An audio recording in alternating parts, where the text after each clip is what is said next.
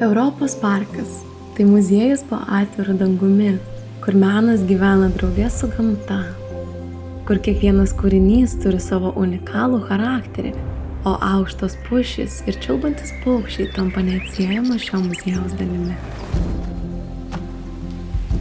Čia netrūksta erdvės nei didžiuliams meno darbams, nei mažiems gamtos stebuklams, sirpstančiams žemuogėms, retkarčiais užklystantiems gyvūnams.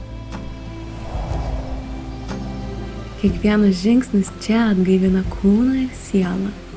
Kiekvienas atradimas – tai nauja minties kelionė. Meno ir gamtos sintezė atveria duris į dar neištirtus jausmus – nuostaba, juokas, nuotykis. Parke net sustoja laikas, suteikdamas erdvės svajonėms ir ramybei. Kiekvienas kampelis kviečia pajusti dabarties akimirkos grožį. Čia įsimylėjėlių numinti takai, kokybiškas šeimos laikas ir vaikų juokas įgauna prasmę. Europos parkas – tai oazė, kur gamta, menas ir žmogus susipina į vieną, kur tiesiog gera atvažiuoti ir pabūti.